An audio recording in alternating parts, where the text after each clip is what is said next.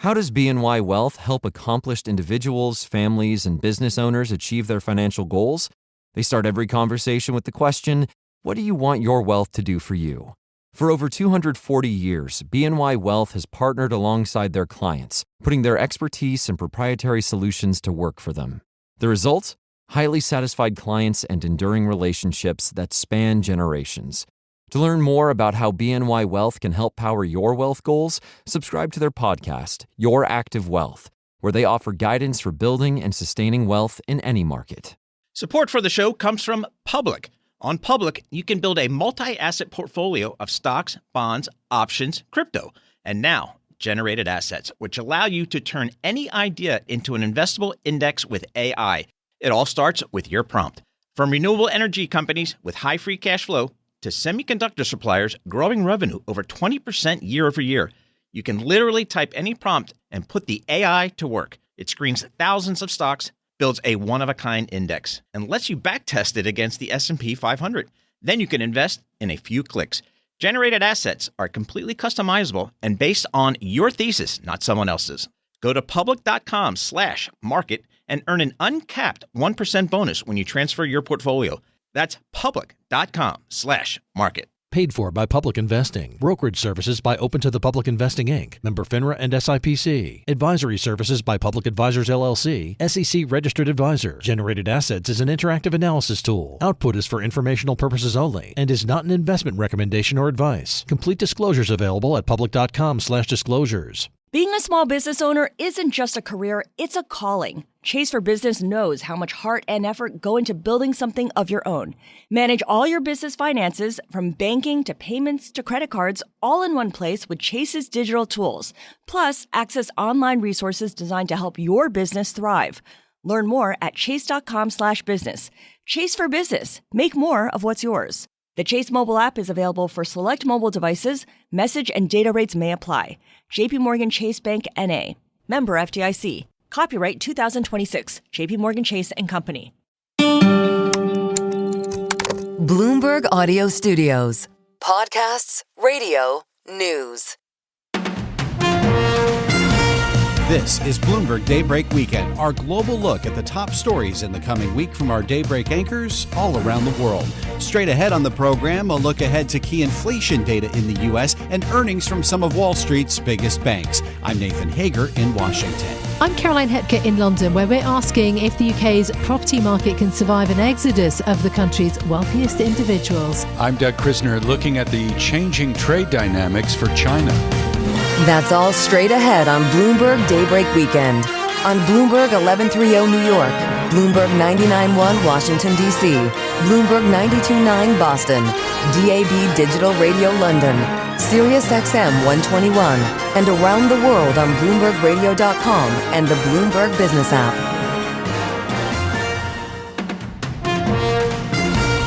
Good day to you. I'm Nathan Hager, and we begin today's program with some key economic data in the U.S. The December Consumer Price Index is due out this Tuesday at 8:30 a.m. Wall Street time.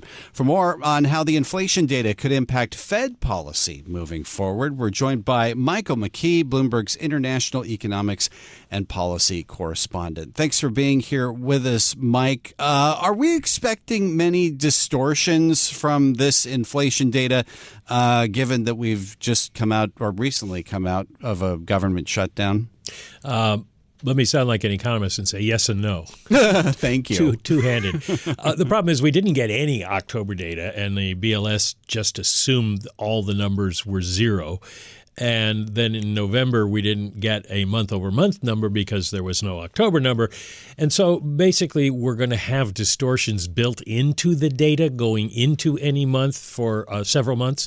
So yes, there will be distortions in the December data. However, what we will get is a full report on prices in December. It's the comparisons and how much has changed over the month that we're going to have a little trouble parsing out. But we will get complete tables for all of what the BLS surveys in terms of prices for the month. So our first non-Swiss cheese consumer price index since the shutdown. So what is the expectation as far as what we're going to see when it comes to price pressures here?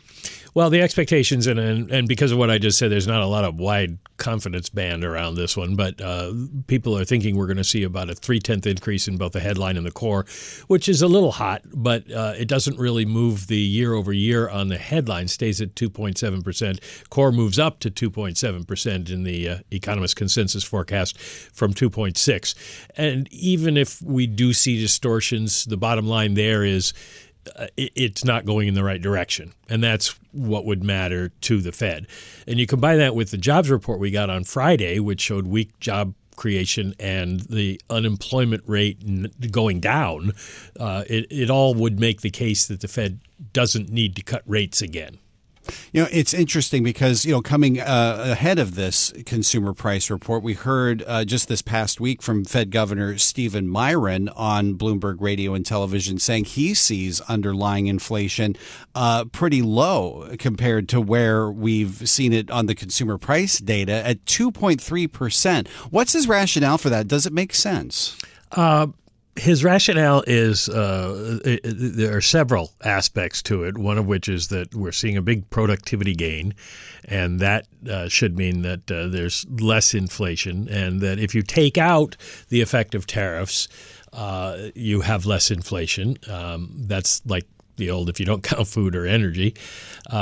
So there are a number of things that he argues that are maybe plausible but don't make sense at the same time, because it doesn't seem to reflect the real world. It seems to reflect a world that he is hoping would happen, but the numbers haven't proven that out yet. So where are we seeing price pressures at this point? We're seeing prices go down in most areas, but there are sort of the fearsome five, as Stephen Stanley of Santander calls them, that includes things like airfares, rents, medical insurance, car insurance, that sort of thing, that fly under the radar but see prices going up on a regular basis. We've seen food prices, they're continuing to rise, but at a lower rate. It's just that because prices went up a lot, people see every day that they're paying an expensive amount for groceries, and that's one reason that they're unhappy, even if the inflation rate isn't going up as much. One of the things that moves around a lot is used car prices, and the feeling is used car prices from those who track the wholesale numbers might come in a little bit lower, and that might hold down some of the inflation, but you just never know. Of course, this is a holiday month as well. Are we expecting much holiday impact around what we could see on price pressures? It is certainly possible, because we saw this in November with because you had the Black Friday sales weekend at the end of the month, that we saw prices go down as retailers were discounting, and that shows up in the data for consumer goods, toys, things like that. And so there's a very good chance that we would see something like that again in December, but that happens every year. So the BLS would use seasonal adjustment figures to try to take any distortions out of the numbers. The problem is that the seasonal adjustment numbers were distorted by the fact that we didn't have any government reports for a month and a half. So it is possible we see something. Appreciate this, Mike. As always, that's Michael McKee, international economics and policy correspondent for Bloomberg News. Let's turn our attention to earnings now, because fourth quarter reporting season kicks off in a big way next week when we hear from some of Wall Street's biggest banks. It all starts with JP Morgan Chase Tuesday. Then we'll hear from Bank of America, Wells Fargo, and Citigroup on Wednesday. Herman Chan covers all these banks. He's senior banks analyst for Bloomberg Intelligence for banks in the U.S.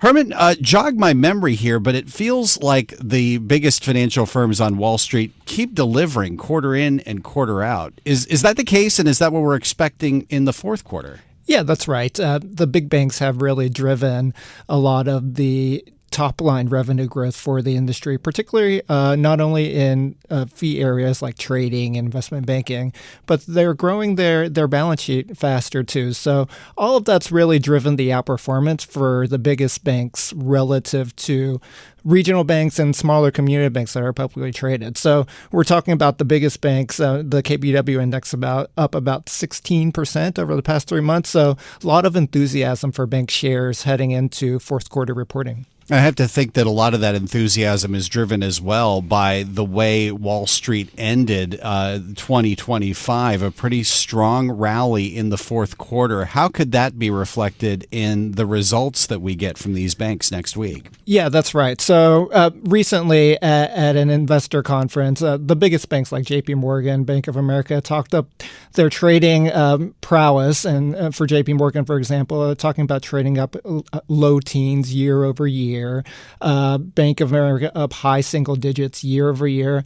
And so that really bodes well for top line performance. And on the investment banking side, we're seeing more of the same, up low single digits for JP Morgan, flat to modest decline for Bank of America. So really strong results on the capital market side. And looking at industry indicators, loan growth continues. We're seeing some healthy activity across some commercial lending to businesses and large corporate clients. And really the biggest driver for lending in the fourth quarter will be cards, which is seasonally strong, and also lending to non-banks, which has been a growth for the industry throughout 2025. So really positive results on the lending side and also trading and investment banking. Of course, we're in an environment where the Fed has started cutting interest rates again, coming off 3 straight interest rate cuts to end 2025. What could that mean for net interest income for these banks? Yeah, that's right. That's something that should be helpful, right? So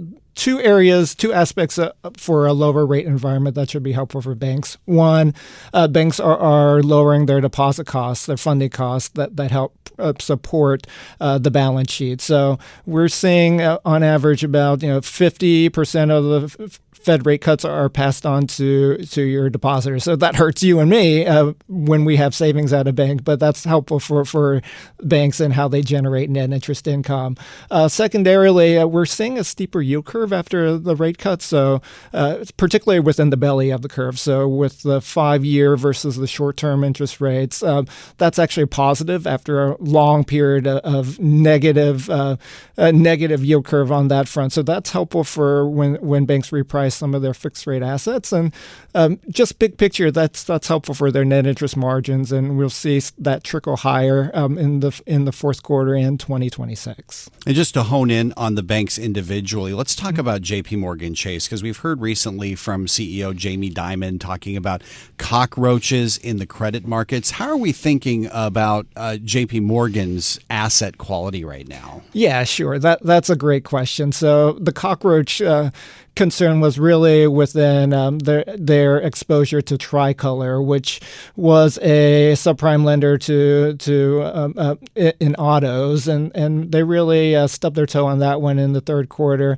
What's helpful is that overall the economy is really strong, and Tricolor is a very small exposure relative to the $1 trillion asset size that JP Morgan wields. So it's really, in our view, an idiosyncratic one-off type issue for JP Morgan. That's really in the rear view, and commentary from the bank in the fourth quarter seems to indicate that credit quality has been fairly strong, with consumer continue to transact and spend. So healthy consumer activity and really bodes well for credit quality for the fourth quarter. Now, when it comes to banks like Bank of America and Citigroup, we think of them often as pretty closely tied to the consumer. Mm-hmm. What are we thinking when it comes to the health of the consumer right now? What we could learn from those banks? Yeah, I would echo what I just said about JP Morgan, where for Bank of America, CEO's been on Bloomberg TV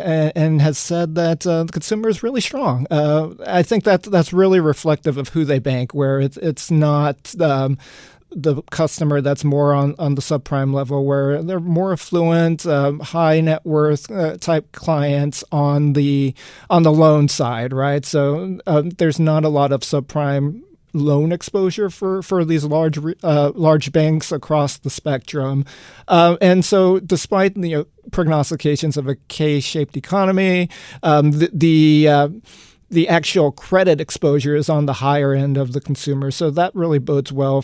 I really appreciate this, Herman, ahead of a really busy week for you, I know for sure. That's Herman Chan, senior U.S. banks analyst for Bloomberg Intelligence. Coming up on Bloomberg Daybreak Weekend, we'll discuss whether the UK's property market can survive the country's wealthiest individuals leaving. I'm Nathan Hager, and this is Bloomberg.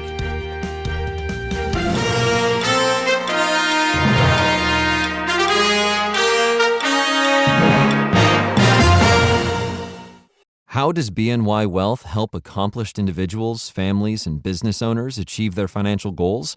They start every conversation with the question, what do you want your wealth to do for you?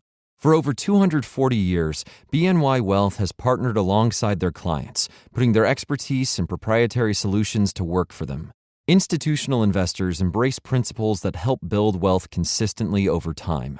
BNY Wealth's multidisciplinary active wealth approach employs these time-tested principles to help ensure that every financial decision actively and intentionally powers their clients' goals, while uncovering opportunities that may have been missed otherwise. The result? Highly satisfied clients and enduring relationships that span generations. To learn more about how BNY Wealth can help power your wealth goals, subscribe to their podcast, Your Active Wealth, where they offer guidance for building and sustaining wealth in any market. Again, that's Your Active Wealth. Support for the show comes from Public. On Public, you can build a multi-asset portfolio of stocks, bonds, options, crypto, and now generated assets, which allow you to turn any idea into an investable index with AI.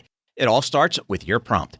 From renewable energy companies with high free cash flow to semiconductor suppliers growing revenue over 20% year over year, you can literally type any prompt and put the AI to work. It screens thousands of stocks, builds a one-of-a-kind index, and lets you backtest it against the S&P 500. Then you can invest in a few clicks. Generated assets are completely customizable and based on your thesis, not someone else's.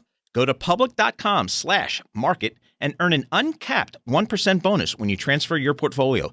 That's public.com/market. Paid for by Public Investing. Brokerage services by Open to the Public Investing, Inc., member FINRA and SIPC. Advisory services by Public Advisors, LLC, SEC registered advisor. Generated Assets is an interactive analysis tool. Output is for informational purposes only and is not an investment recommendation or advice. Complete disclosures available at public.com/disclosures. These days, it seems like AI agents are just about everywhere you turn, every field and every function. But without identity, you can't trust they'll serve your business instead of jeopardizing it. Fortunately, Okta helps you get identity right by securing your AI agents' identities, giving you a single layer of control, a single standard of trust. So whether an AI agent supports a single user or your entire enterprise, with Okta, you'll turn risk into opportunity. Secure every agent. Secure any agent. Okta secures AI. This is Bloomberg Daybreak Weekend, our global look ahead at the top stories for investors in the coming week. I'm Nathan Hager in Washington. Up later in the program, we'll look ahead to the latest trade figures in China. But first, in the coming days, new data will shed light on the state of the UK's housing market. With rising living costs and a proposed new tax to contend with, how will the country's property sector fare in 2026 and the years to come? For more, let's go to London and bring in Bloomberg Daybreak Europe anchor Caroline Hepker. Nathan, 2025 was filled with headlines about the ultra-wealthy leaving London and other parts of the UK, fleeing wealth taxes and broader policy changes. High-profile exits included those of Checkout.com founder Guillaume Pouzaz and Egypt's second richest man, Nassef Sawiris.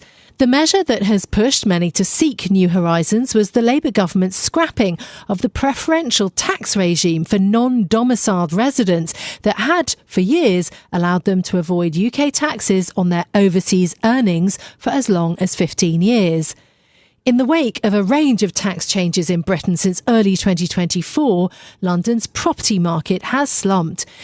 Deals for homes in the capital valued at £5 million, that's $6.7 million or more, fell by more than 35% between August 2024 and August 2025, according to researcher Lonres.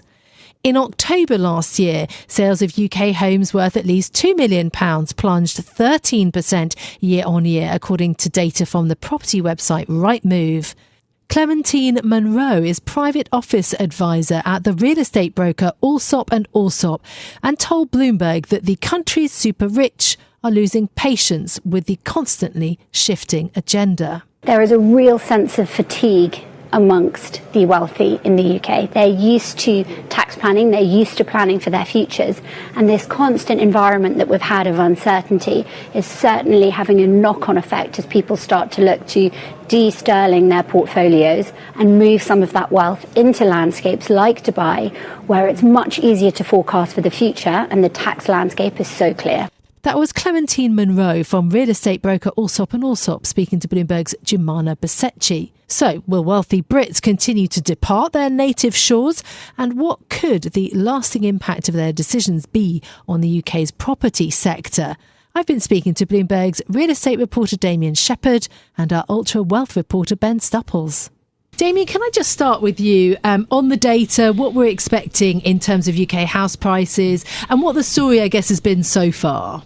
Yes, we've got some data coming next week from RICS. We basically get the sentiment from property professionals in the UK around the temperature of the UK housing market. Now, they were pretty gloomy last year, particularly in the lead up to the budget, where all of the kite flying and speculation essentially led to people putting their house moves on ice. So it will be really interesting to see how they view the prospects of the UK housing market in 2026. Now, we're finally past that long wait for the budget. My expectation this year is that prices across the country won't move dramatically. I think what we'll see is a big divide in the prospects of London and the rest of the UK, a north-south divide where those living in the north might see their values actually grow a little. What we did see in the budget was a mansion tax on homes valued at £2 million or more.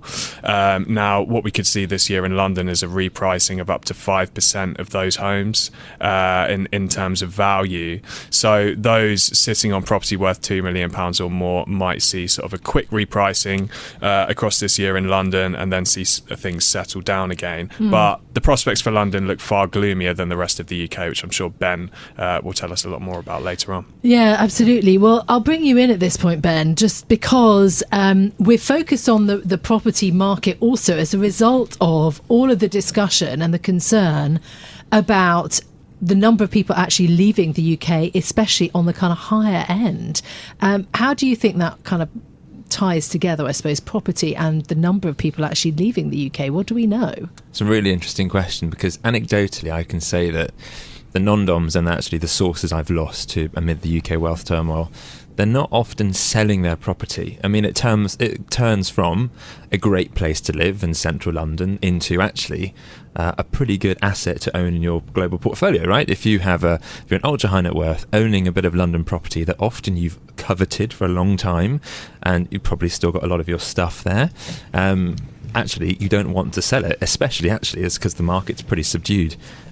What is interesting is I've seen a couple of billionaires. I mean, these are multi-billionaires.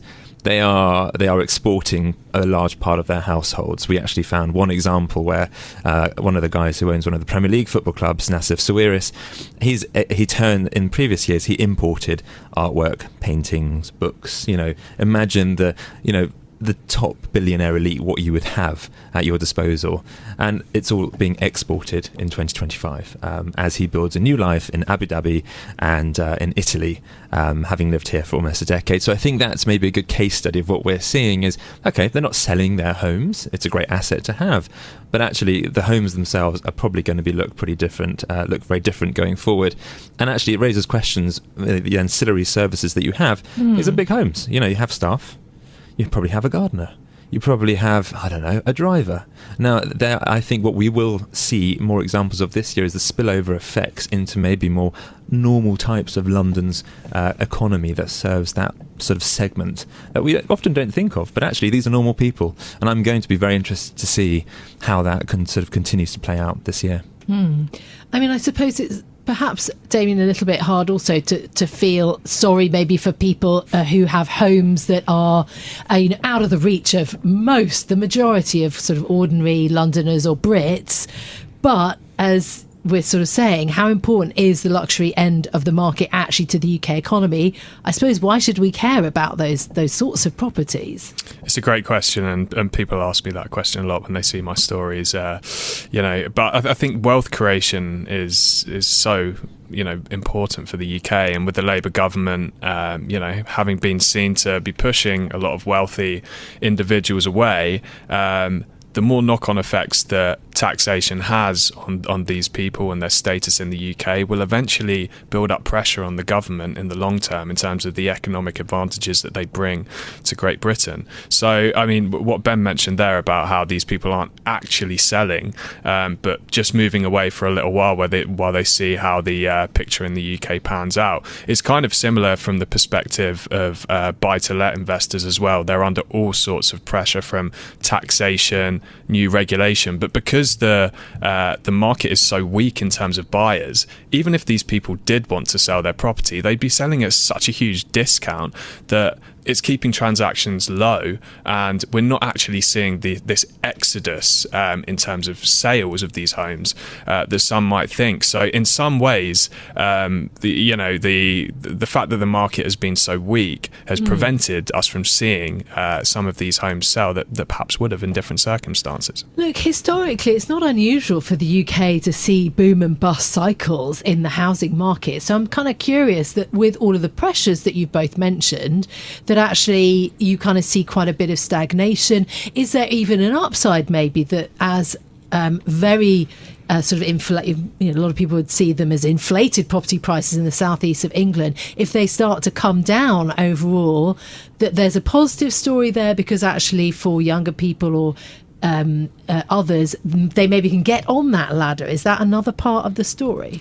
Well, it's a difficult one because, as somebody who just about still considers myself young, house prices are just so high that it makes it incredibly difficult to see any light at the end of the tunnel, even when mortgage rates do come down. But if we're looking at it from a positive perspective, mortgage rates are lower than they were for the past couple of years. The damage that we saw in the years after the mini budget were really quite catastrophic on the mortgage market. We were back to the levels that we were seeing about 15 years ago. So mortgage rates have come down. Affordability is improving. And if you're looking to buy a property, in the north of England, where the market's looking, a lot stronger, people are happier up there when they're viewing their, housing portfolios, the potential for their values to increase. So there is some light at the end of the tunnel in terms of mortgage rates coming down, but we really need to see the actual prices of these homes come down for first-time buyers to really shake off that frustration that they have in getting on the housing ladder.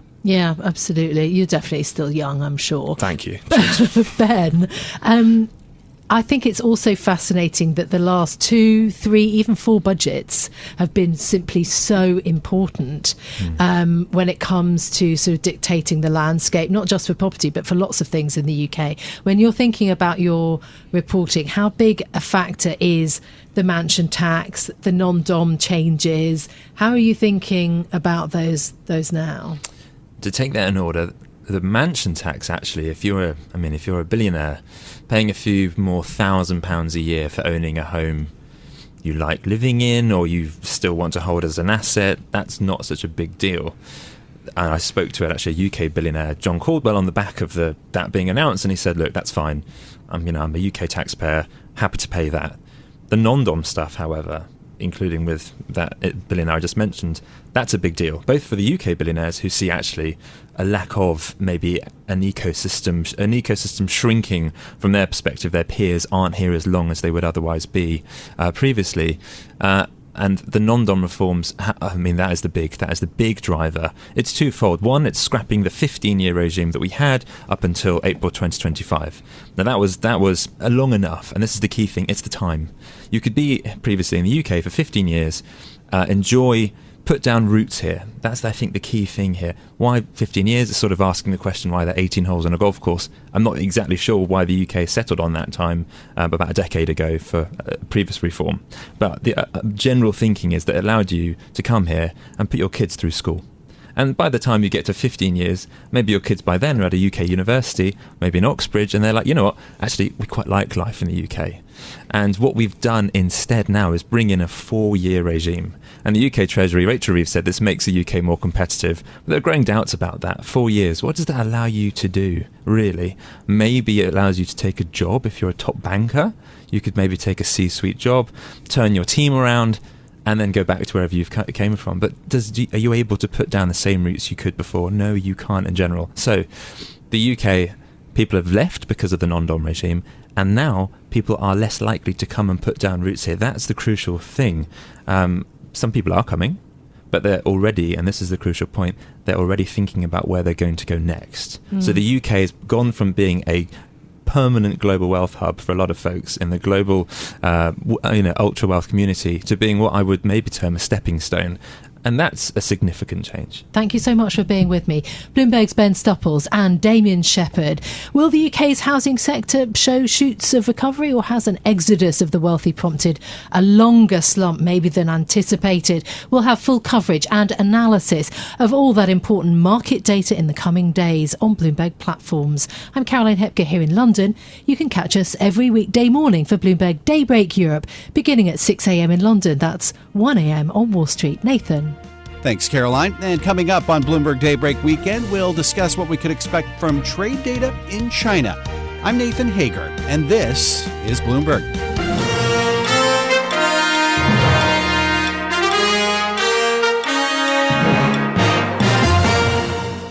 Support for the show comes from Public. On Public, you can build a multi-asset portfolio of stocks, bonds, options, crypto, and now generated assets, which allow you to turn any idea into an investable index with AI. It all starts with your prompt. From renewable energy companies with high free cash flow to semiconductor suppliers growing revenue over 20% year over year, you can literally type any prompt and put the AI to work. It screens thousands of stocks, builds a one-of-a-kind index, and lets you backtest it against the S&P 500. Then you can invest in a few clicks. Generated assets are completely customizable and based on your thesis, not someone else's. Go to public.com/market and earn an uncapped 1% bonus when you transfer your portfolio.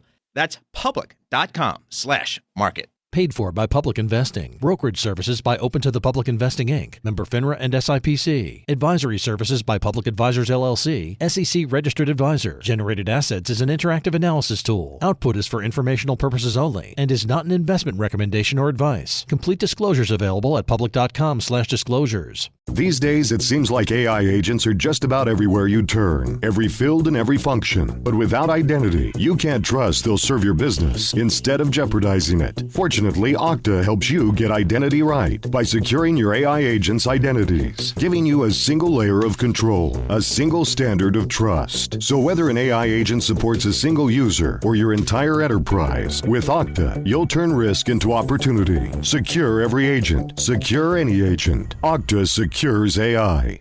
Small businesses are the pulse of every community. They bring people together, create opportunities, and drive growth.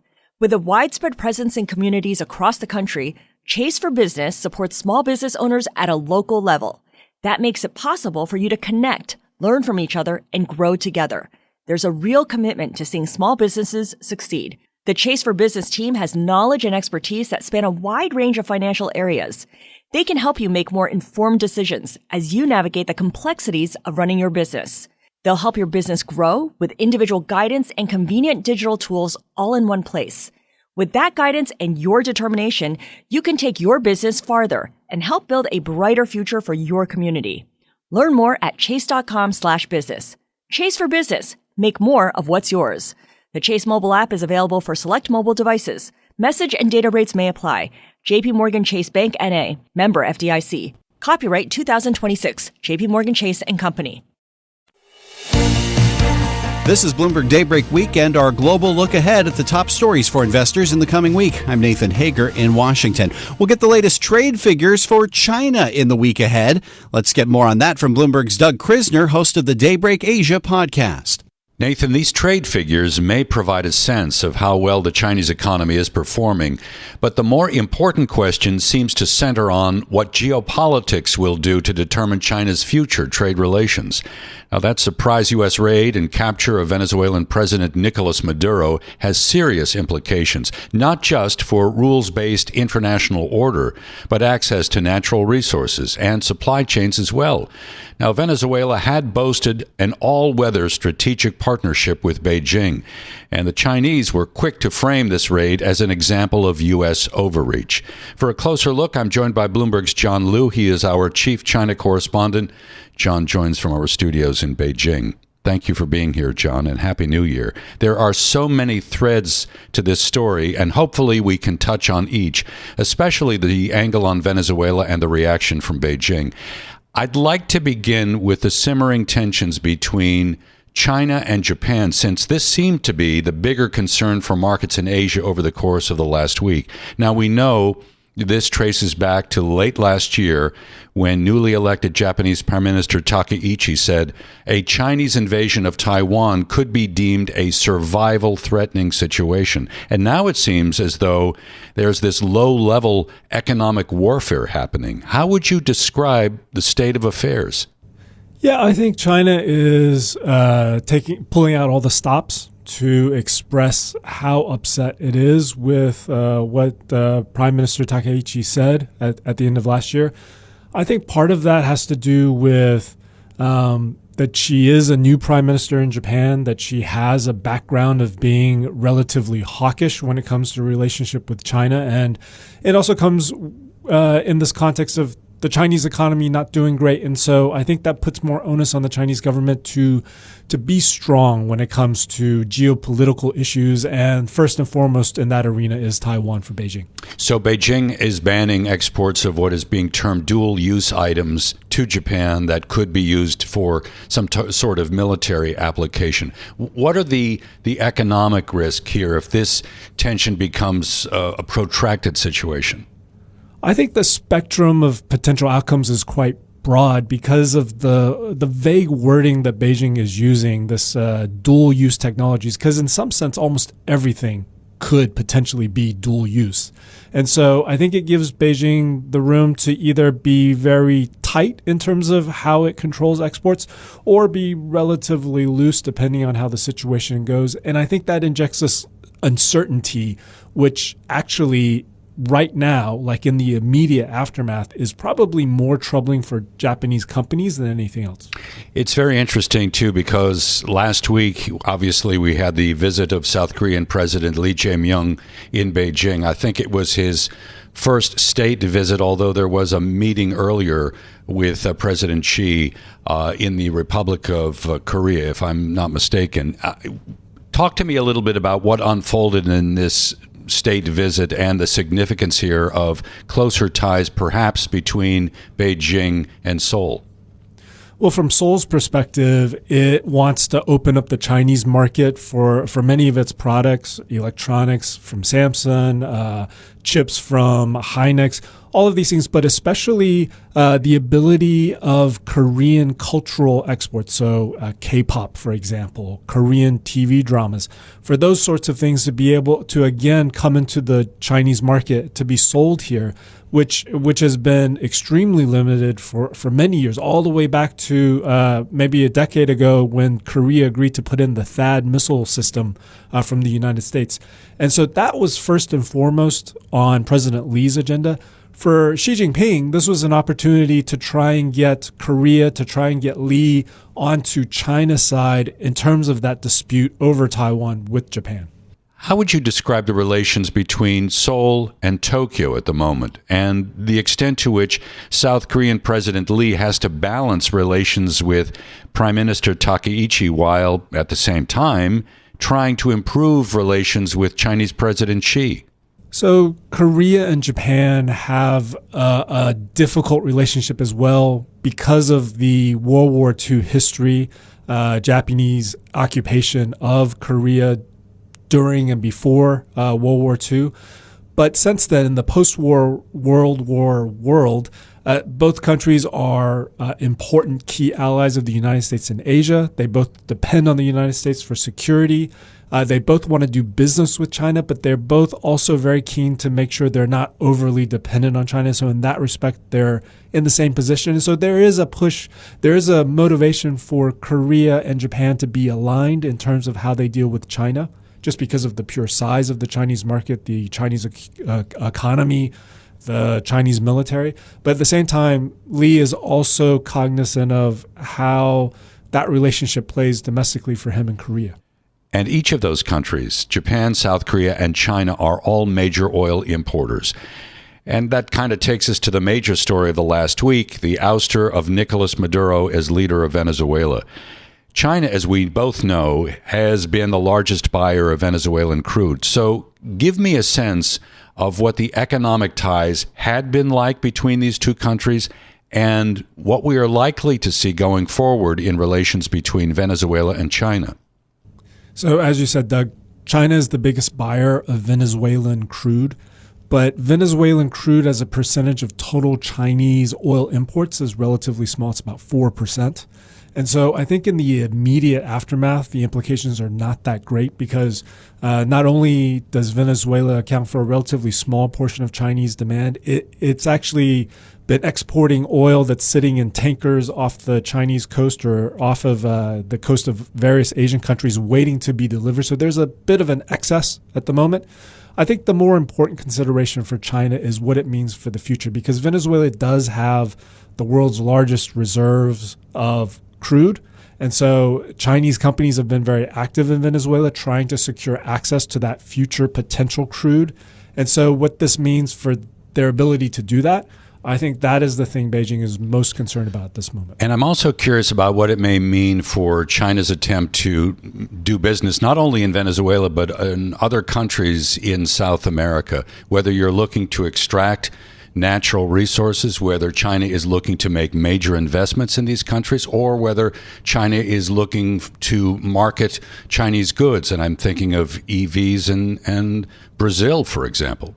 So this is where trade comes into the picture, I think, Doug, because, Chinese exports have been booming in 24 and 25, and they've been booming as Chinese exports to the United States have been falling off a cliff. So the Chinese exports to the United States fell 29% in November.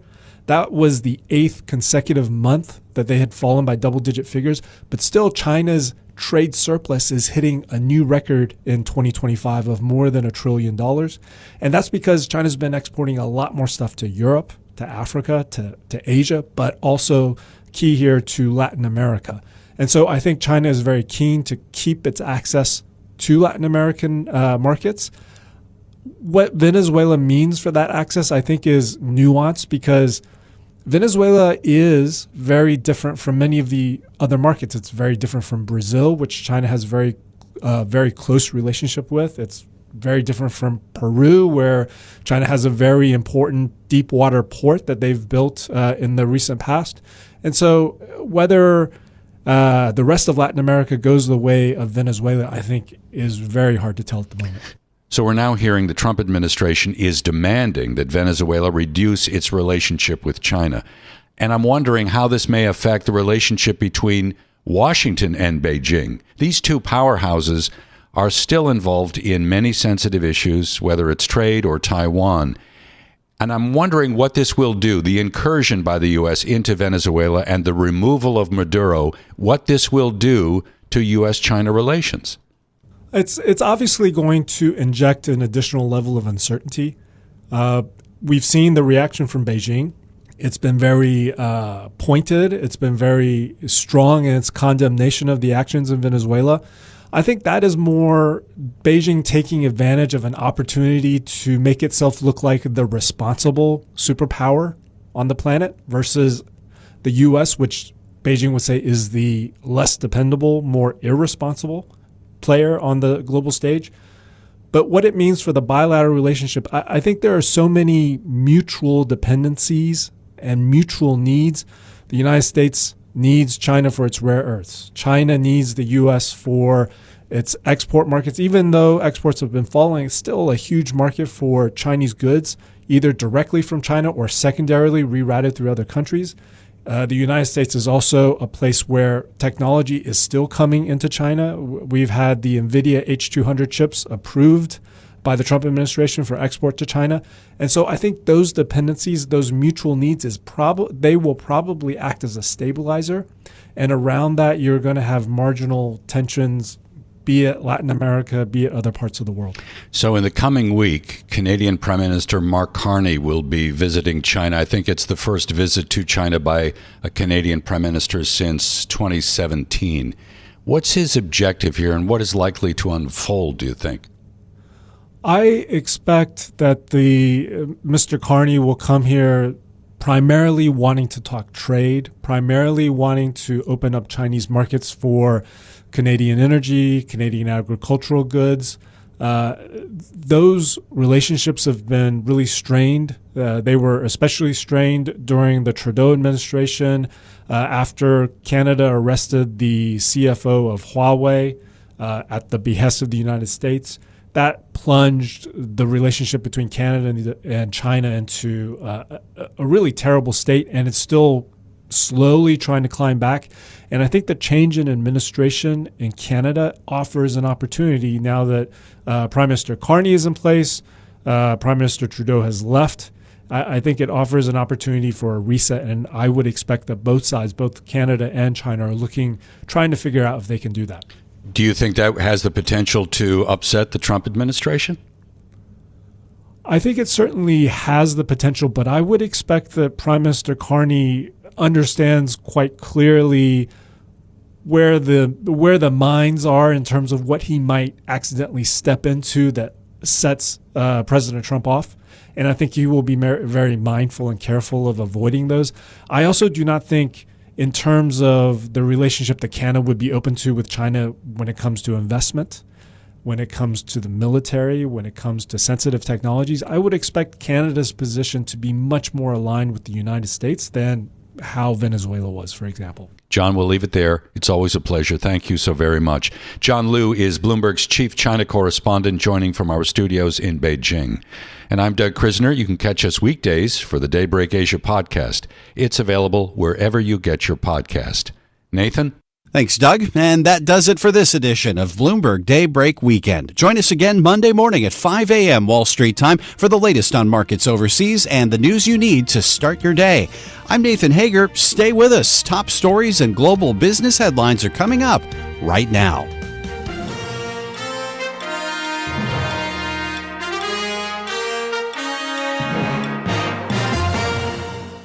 These days, it seems like AI agents are just about everywhere you turn, every field and every function. But without identity, you can't trust they'll serve your business instead of jeopardizing it. Fortunately, Okta helps you get identity right by securing your AI agents' identities, giving you a single layer of control, a single standard of trust. So whether an AI agent supports a single user or your entire enterprise, with Okta, you'll turn risk into opportunity. Secure every agent. Secure any agent. Okta secures AI.